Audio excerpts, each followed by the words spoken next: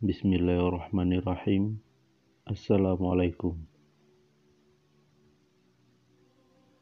Allah berkata dalam mimpi Muhammad Qasim, "Qasim, semenjak aku ciptakan dunia ini, bumi ini belum pernah dipenuhi oleh syirik seperti zaman ini sebelumnya."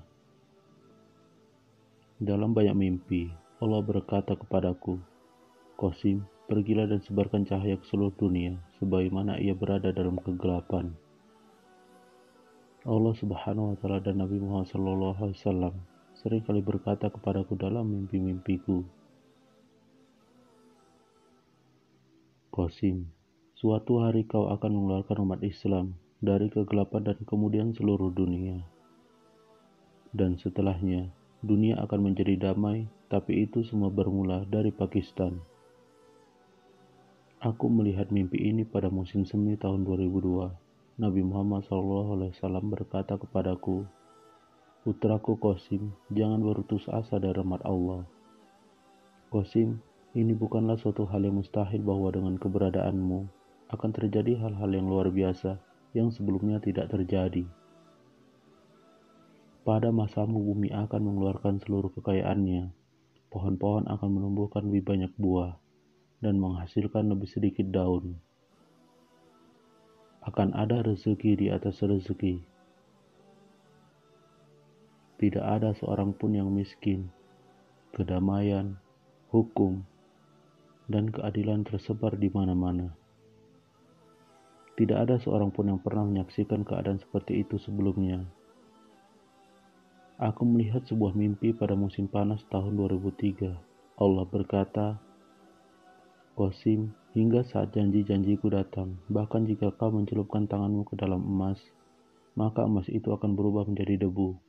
Namun saat janji-janjiku telah datang, maka setelahnya, jika kau mencelupkan tanganmu ke dalam debu, maka debu itu akan menjadi emas atas kehendakku."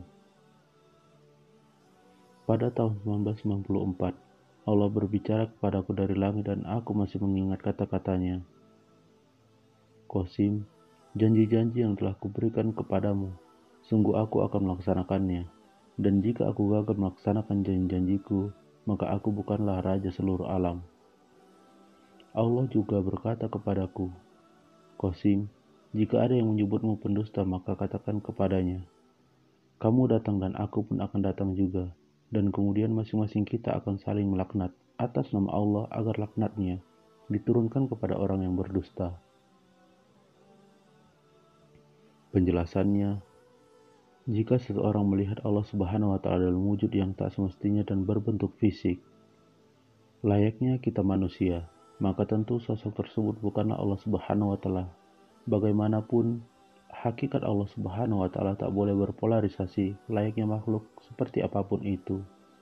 Berbeda dengan mimpi melihat Rasulullah SAW. Menurut Al-Baqilani, mimpi melihat Allah Subhanahu wa Ta'ala dikuatkan dengan keyakinan di hati seperti tanda-tanda melihat suatu perkara seperti biasanya. Saya pernah bertanya kepada Rasulullah, "Apakah engkau telah melihat Allah?" Beliau menjawab, "Cahaya menghalangiku untuk melihatnya." Hadis riwayat Muslim. Dan siapapun yang dapat bermimpi bertemu Nabi Muhammad SAW, dalam hadis yang diriwayatkan oleh Abu Hurairah radhiyallahu an, Nabi SAW bersabda, "Siapa yang melihatku dalam mimpi, dia benar-benar melihatku, karena setan tidak mampu meniru rupa diriku." Hadis riwayat Bukhari dan Muslim. Nabi Muhammad SAW bersabda, "Jika zaman itu telah dekat kiamat, banyak mimpi orang beriman tidak berbohong. Dan sebenar-benar mimpi di antara kalian adalah mimpi orang yang paling jujur dalam perkataan." Hadis riwayat Muslim. Apakah kita hanya mencintai Nabi Muhammad SAW di mulut saja? Siapapun bisa mengatakan hal hebat dengan lidahnya, Kita semua harus menunjukkan rasa cinta kita kepada Nabi Muhammad SAW dengan tindakan kita dan tidak hanya lewat ucapan kita. Dan di sini saya tidak meminta kepada Anda untuk percaya kepada saya, dan saya tidak memaksa siapapun untuk percaya.